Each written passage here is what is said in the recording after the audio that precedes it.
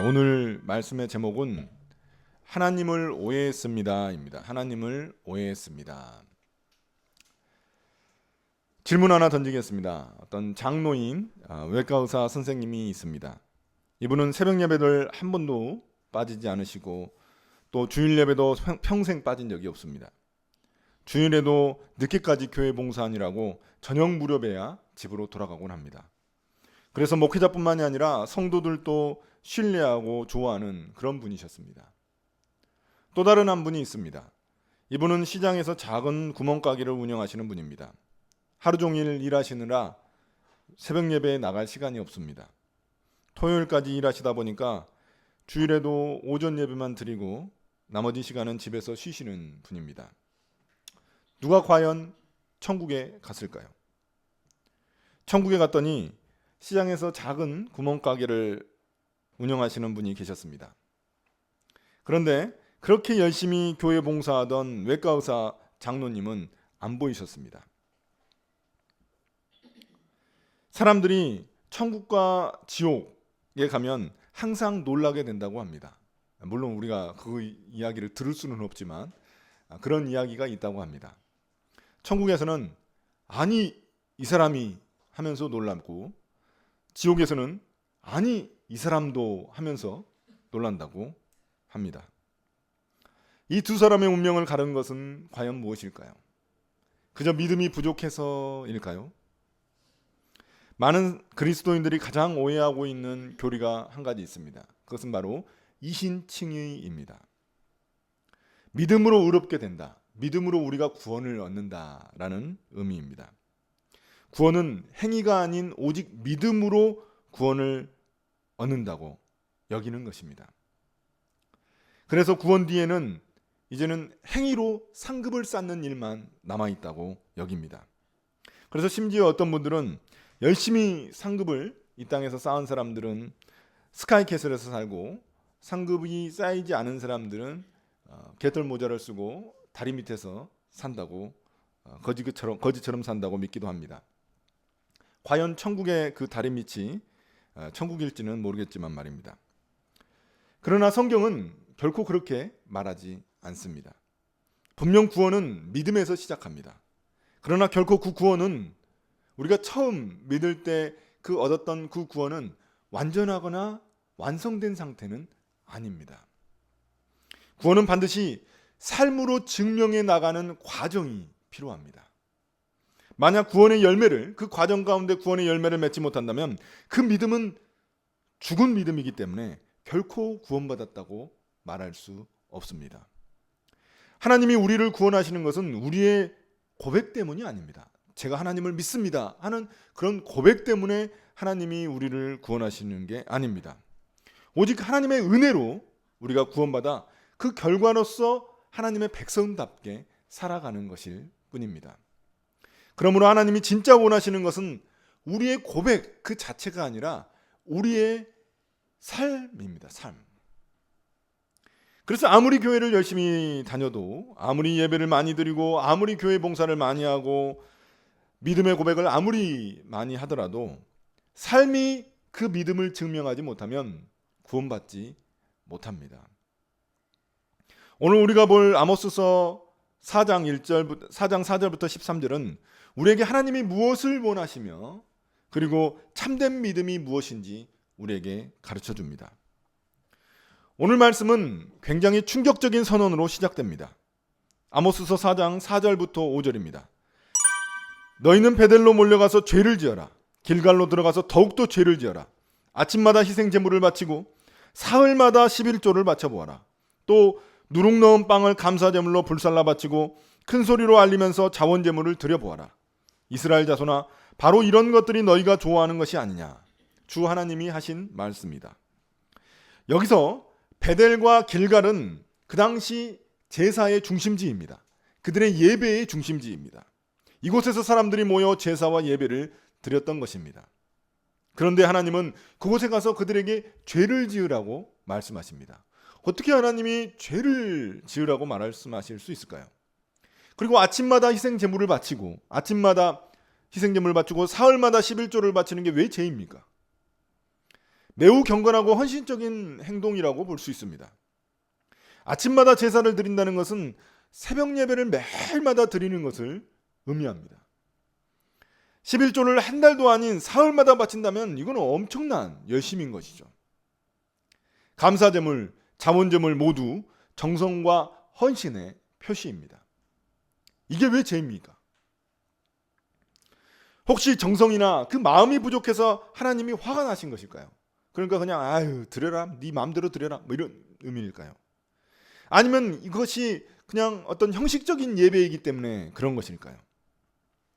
그러나 누군가가 매일 새벽 예배를 여러분 드린다고 생각해 보십시오. 그분이 정성이 부족하거나 마음이 부족하다고 우리가 말할 수 있을까요?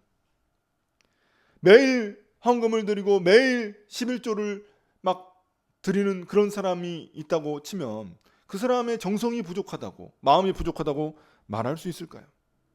오히려 하나님께 칭찬받을 수 있는 일이 아닐까요? 그러나 하나님이 문제 삼으시는 것은 예배 그 자체, 예물 그 자체가 아닙니다.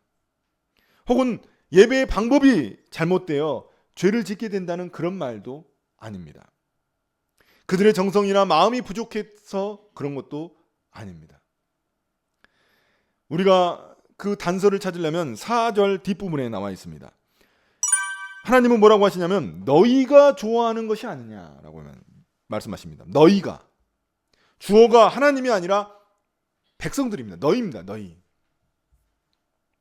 하나님이 좋아하시는 것이 아니라 자기들이 좋아하는 대로 자기들이 예배를 드리고 자기들이 그것에 만족한다고 있다는 것입니다.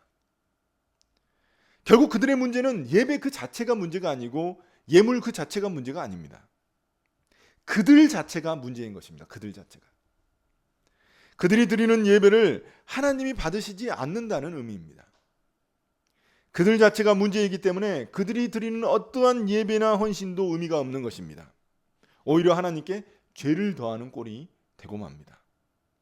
더러운 손으로 완전히 오염된 그런 걸로 음식을 만든다고 생각해 보십시오. 어떤 값비싼 음식이나 화려한 음식일지라도 먹을 수 없는 것과 같습니다. 그럼 그들의 도대체 무엇이 문제일까요? 앞단락을 봐야 됩니다. 4장 1절에 보시면 그들의 삶이 문제입니다. 하나님은 그곳에 있는 이스라엘 백성들, 특히 귀족의 부인들, 그들에게 뭐라고 부르시냐면 바산의 암소라고 부르십니다. 바산의 암소. 바산은 요단 동편 쪽에 있는 굉장히 비옥한 땅입니다. 그래서 풀이 굉장히 잘 자라는 그런 땅입니다. 그래서 그곳에 있는 소들은, 특히 암소는 굉장히 육질이 좋고 굉장히 기름지고 아주 뚱뚱한 그런 건강한 그런 소입니다. 이스라엘 백성들이 물질적인 풍요와 번영에 완전히 살이 드륵드륵 쪄가지고 그런 암소처럼 되었다는 그런 의미입니다. 그들은 그렇게 자신들이 물질적으로 풍요를 누리고 있었음에도 불구하고 가난하고 소외된 사람들을 착취하고 억압했습니다. 빈곤한 사람들을 짓밟았습니다. 그런 그들이 그렇게 짓밟고 나서 베델이나 길갈에 가가지고 예배를 드린다는 겁니다. 하나님, 제 예배를 받아주십시오. 하나님, 제 예물을 받아주십시오 하면서 그렇게 예배를 드린다는 겁니다. 그들의 기도는 이런 식이었을 겁니다. 하나님, 이렇게 우리 가족이 잘 먹고 잘 살게 해주셔서 감사합니다. 우리 가족이 이렇게 잘 먹고 잘 살고 이렇게 배에 기름기가 끼게 하시니 너무나 감사합니다. 그리고 제가 높은 지위에 올라가서 성공을 누릴 수 있도록 해주시니 너무 감사합니다. 그렇지만 엊그제 가난한 사람들을 무시하고 그들을 핍박한 적이 있습니다. 용서해 주십시오. 이렇게 기도했을 겁니다. 회개를 하지 않은 게 아니라 회개를 했습니다. 어떻습니까? 이런 기도가 우리에게도 굉장히 익숙한 기도 아닙니까? 우리도 그렇게 기도하잖아요. 하나님, 제가 그래도 이렇게 잘 살 수 있도록 인도해 주셔서 감사합니다. 제가 살아가면서 또 이웃을 잘 돌보지 못하고 그런 것에 대해서 굉장히 회개합니다. 이렇게 우리도 기도합니다. 그럼 도대체 뭐가 문제일까요? 이스라엘 백성들의. 이쯤 되면 예배가 무엇인지에 대해서 우리 스스로 한번 점검해 볼 필요가 있습니다. 우리는 왜 예배를 드리는 것일까요? 예배의 목적은 무엇일까요? 예배의 본질은 무엇일까요? 예배의 목적은 하나님께 영광을 돌리는 것입니다. 우리 인간은 피조물로서 모든 피조물은 창조주이자 구원자이신 하나님께 온전히 영광을 드리는 것이 합당한 반응입니다. 그러나 여기서 말하는 예배는 단지 의식적으로 드리는 주일 예배나 이런 예배만을 말하는 것은 아닙니다. 우리의 삶 전체로 드리는 예배를 의미하는 것입니다. 우리에게는 의식적인 예배만 있는 것이 아니라 우리의 삶으로 드리는 예배도 있습니다. 의식적인 예배가, 우리가 의식적으로 드리는 주일 예배, 그런 의식적인 예배가 삶의 예배로 이어지지 않는다면 그 예배는 실패한 예배입니다. 관역을 맞추지 못한 빗나간 화살과 같은 것입니다. 그럼 우리가 드리는 주일 예배는 어떻습니까? 우리는 어떻게 생각합니까? 주일 예배도 내가 진짜 마음과 정성을 다해서 드리고 있나? 그런 게 의심스러울 때고, 내 스스로가 의심스러울 때도 많이 있습니다. 확신하지 못할 때가 있습니다. 그럼 우리의 삶의 예배는 또 어떻습니까? 정말 삶에서 하나님 뜻에 순종하고 있다고 자기 스스로 확신할 수 있는 사람이 얼마나 되겠습니까? 쉽게 말하기 어렵습니다. 항상 스스로의 부족함을 느낍니다. 목사님, 저도 그렇습니다. 그럼 그렇다면 이스라엘 백성들처럼 우리의 그런 예배도 하나님이 받지 않으시는 것일까요? 우리의 예배도 하나님이 싫어하시는 것일까요? 이스라엘의 예배와 우리의 예배는 무엇이 다를까요? 6절부터 11절입니다. 여기에는 다양한 재앙들이 등장합니다.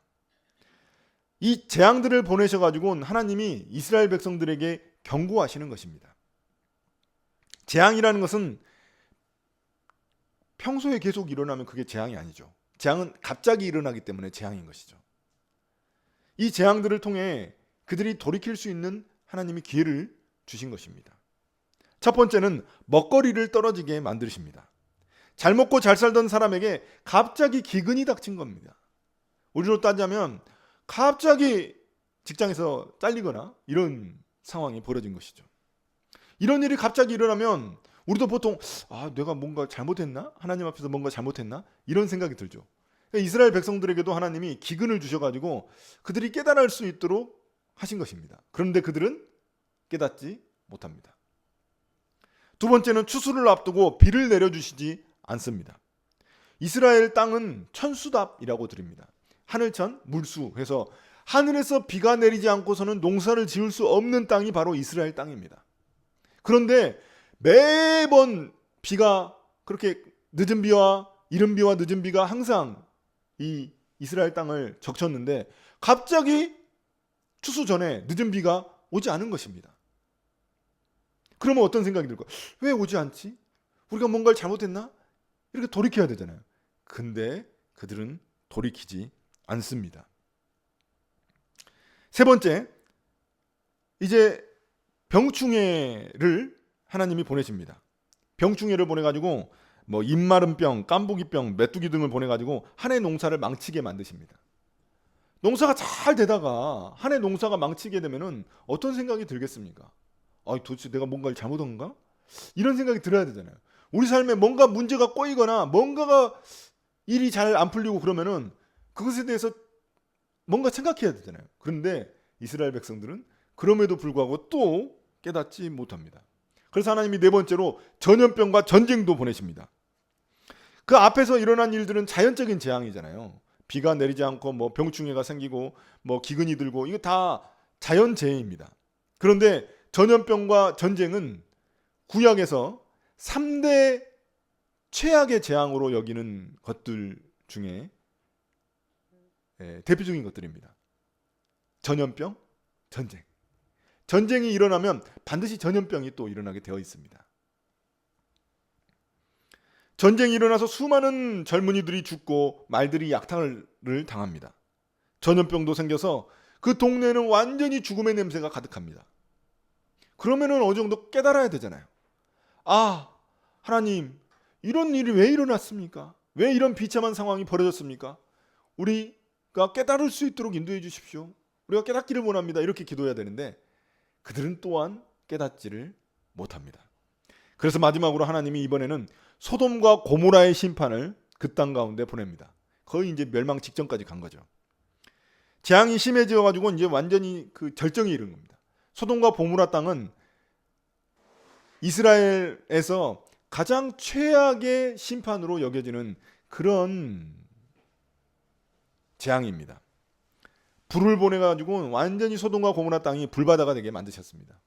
그래서 이스라엘 땅을 그렇게 소돔과 고모라처럼 심판을 하셨는데도 불구하고 그들이 돌이킬까요? 여전히 돌이키지를 않습니다. 멸망 직전까지 가도 돌이키지를 않습니다. 얼마나 고집이 그냥 쇠고집인지. 그런데 우리가 이런 5가지의 재앙들을 보면서 공통적으로 등장하는 어구가 있습니다. 어떤 어구입니까? 여러분 말씀 보시면 계속 등장하는 어구가 있습니다. 그건 뭡니까? 그런데도 너희는 나에게 돌아오지 않았다. 그런데도 너희는 나에게 돌아오지 않았다. 재앙은 그들에게는 기회였습니다. 하나님이 돌이키라고 그들에게 주신 기회였는데도 불구하고 그들이 돌이키지 않았다는 것입니다. 하나님께 돌아오지 않았습니다. 여기서 하나님이 그들의 예배를 받지 않으시는 이유가 분명해집니다.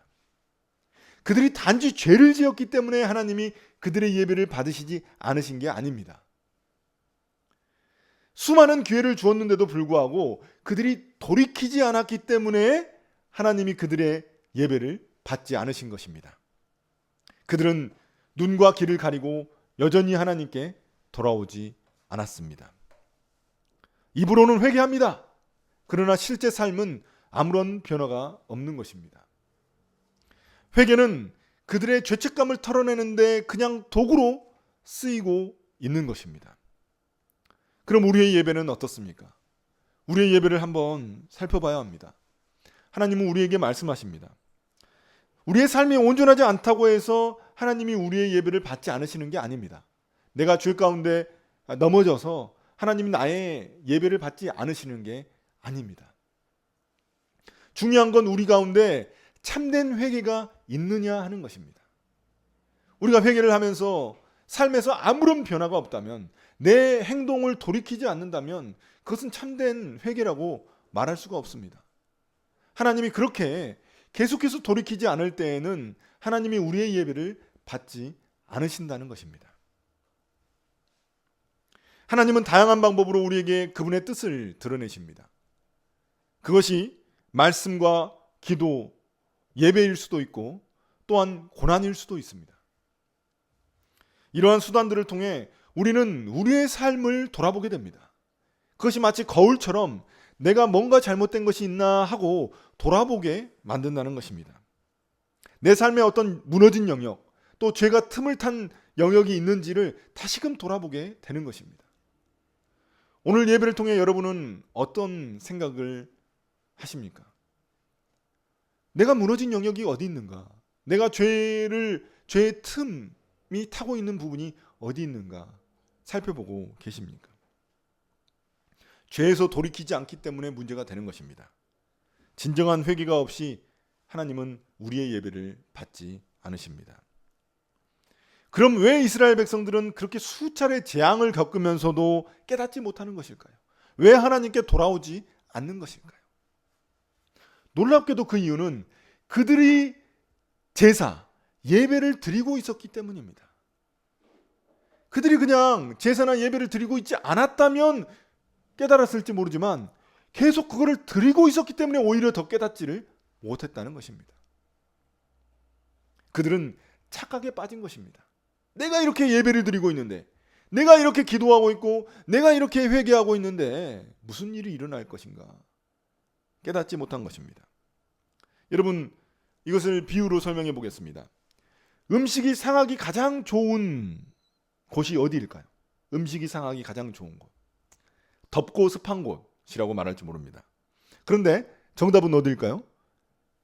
냉장고입니다. 냉장고. 잘 생각해 보십시오. 우리가 음식이 상해가지고 가장 많이 버리는 곳이 어디입니까? 냉장고에서 다 꺼내갖고 버리잖아요. 저도 항상 냉장고에서 몽땅 그 유통기한 지나갖고 다 버리거든요. 냉장고입니다. 냉장고. 왜 그럴까요? 사람들은 냉장고 안에 있는 음식은 상하지 않을 거라고 그렇게 생각을 하는 겁니다. 그렇게 확신하는 겁니다. 냉장고 안이 안전한 장소라고 믿는 그 확신이 오히려 음식을 상하게 만드는 것입니다. 아직 안 상했겠지, 괜찮겠지. 근데 상해버리죠. 그 음식이 상했어도 우리는 쉽게 알아차리지 못합니다. 우리의 영적 상태가 그렇습니다. 열심히 예배드리고 헌신하면, 내가 교회를 나오면 내가 구원받았다고 착각하게 됩니다. 나는 그냥 구원받았구나, 이렇게 우리를 착각하게 만듭니다. 그러면서 점점 종교적인 행위로 내 구원을 정당화시키려고 합니다.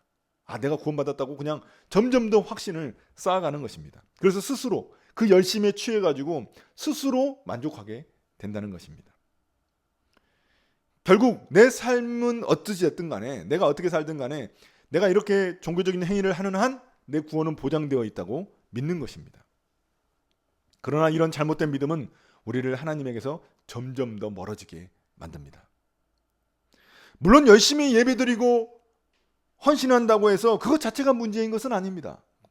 그게 뭐가 진실한 마음이라면 뭐가 문제겠습니까?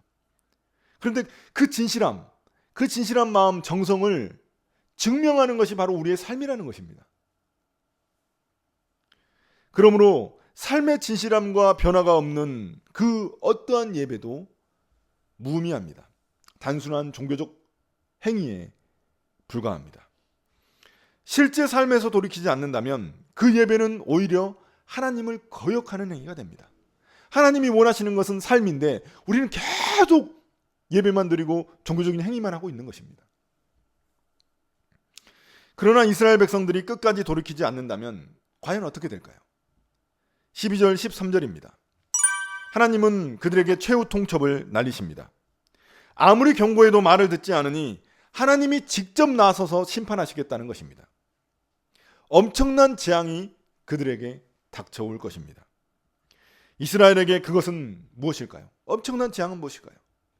그 나라가 멸망하고 성전이 무너지고, 그리고 그들이 이스라엘 이방 나라의 포로로 끌려가는 그런 수치스러운 일을 당하는 것입니다. 그들에게는 상상조차 하지 못했던 일입니다. 자기들이 하나님의 백성이라고, 그래서 자신들은 안전하다고 믿고 있었기 때문에, 내가 하나님의 백성이기 위해서 안전하다고 믿고 있었기 때문에 어떻게 하나님이 우리를 심판하실까? 그거는 상상조차 못한 일이었습니다. 아버지가, 부모가 자식을 그렇게 고통스럽게 할 수 있을까요? 그 이스라엘 백성들은 상상조차 못했죠. 그들은 하나님을 오해했습니다. 그들은 하나님을 도무지 제대로 알지 못했습니다. 그들은 하나님을 제대로 알지 못했기 때문에 그들의 신앙은 종교로 변질되고 만 것입니다. 하나님이 마치 그들의 성전 안에만 계신 분으로 여겼던 것입니다. 성전 안에만 계시기 때문에 내 삶과는 무관한 분으로, 그냥 성전 안에만 계시는 분으로 여겼던 것입니다. 그 결과 신앙과 삶은 분리되고 만 것입니다. 그것은 참된 신앙이 아니라 종교일 뿐입니다. 그러나 하나님은 온 세상을 만드시고 통치하시는 창조주 하나님이십니다. 그분은 교회에만 갇혀 계시는 분이 아니라 우리의 삶 순간순간 어디에서든지 함께 계시는 분이십니다. 내 직장에도, 내 집에도, 그리고 내 삶의 모든 자리에 하나님이 계시는 것입니다. 그 창조주 하나님이 우리의 삶을 지켜보시고 우리를 돌보십니다. 그런 하나님을 아는 사람은 결코 종교적 행위를 통해 스스로를 속이지 않습니다. 사랑하는 성도 여러분, 처음에 저는 장로인 외과 의사와 작은 구멍가게를 운영하시는 성도분을 비교했습니다. 그들의 운명이 엇갈린 이유는 단지 예배의 형식 때문이 아닙니다. 어떤 사람은 뭔가 예배에 뭔가 문제가 있어서가 아닙니다. 그 예배가 삶 속에서 어떤 열매를 맺었느냐가 핵심인 것입니다. 본질인 것입니다. 장로인 그 외과 의사분, 그러니까 장로이자 외과 의사라고 표현한 이유가 있습니다. 왜냐하면 의사만큼 하나님이 주신 좋은 달란트가 없잖아요. 사람들을 섬기기에 너무나 좋은 달란트입니다. 그렇잖아요? 아픈 사람을 고쳐주고. 그런데 그는 그렇게 살지 않았던 겁니다.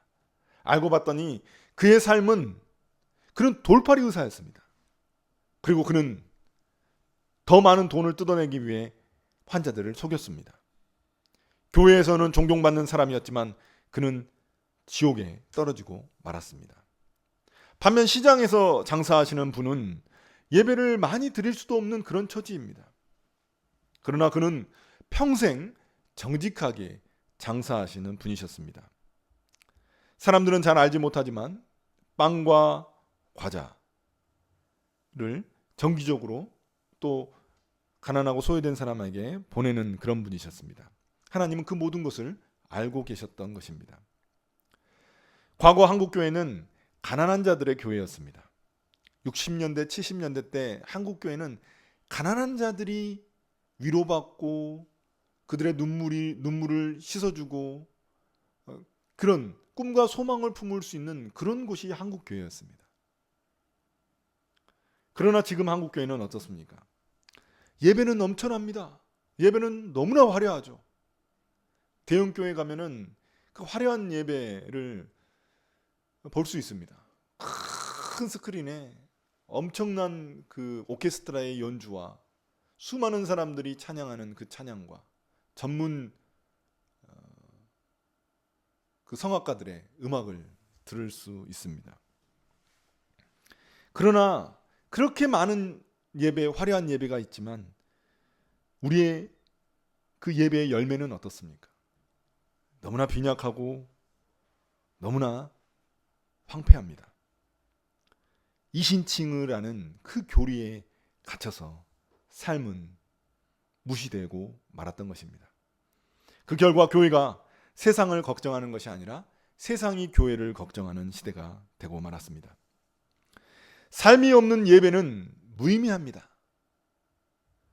물론 예배 없는 삶은 무기력합니다. 하나님이 기뻐하시고 받으시는 예배는 삶이 되는 예배, 또 예배가 되는 삶입니다. 오늘 우리가 드리는 이 예배가 그런 예배가 되기를 간절히 소망합니다. 삶 속에서 죄를 돌이켜 하나님께서 받으시고 기뻐하시는 온전한 예배로 나아가기를 간절히 소망합니다. 아멘.